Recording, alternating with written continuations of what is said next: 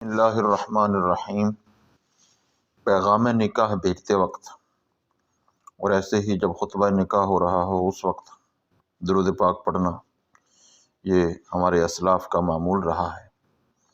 امام نبوی علیہ رحمہ اپنی مشہور زمانہ تصنیف الاذکار میں کتاب و اذکار النکاح وما یتعلق بہ میں فرماتے ہیں یستحب ان یبدأ الخاطب بالحمد للہ والثناء علیہ والصلاۃ علی رسول اللہ صلی اللہ علیہ وسلم۔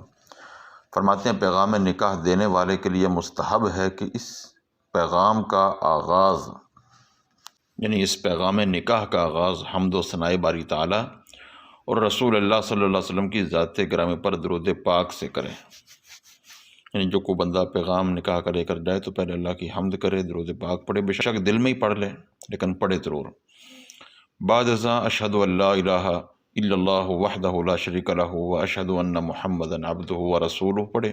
اس کے بعد پیغام نکاح دے اپنی زبان میں، جو جس زبان میں بھی دینا چاہتا ہے، لیکن یہ کلمات ضرور پڑھ لے۔ ایسے ہی خطبہ نکاح میں بھی مصطفیٰ کریم صلی اللہ علیہ وسلم پر درود پاک پڑھا جائے۔ علامہ اسماعیل حقی حنفی علیہ رحمہ فرماتے ہیں کہ خطبہ نکاح کا آغاز اس طرح ہونا چاہیے الحمدللہ الذی احل النکاح وحرم السفاح والصلاة والسلام علی سیدنا محمد الداعی الی اللہ القادر الفتاح وعلی آلہ واصحابہ ذوی الفلاح والنجاح۔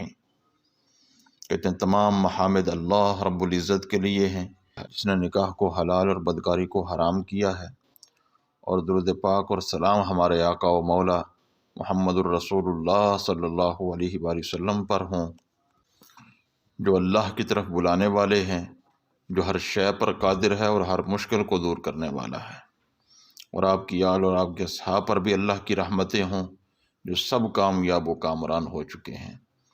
تو اس طرح خطبہ نکاح میں بھی اور جب پیغام نکاح بھیجا جائے اس وقت بھی درود پاک اور اللہ کی حمد کی جانی چاہیے، اور یقیناً برکات ہوں گی اور ساری زندگی خاوند بیوی جو ہے اس کو محسوس کریں گے۔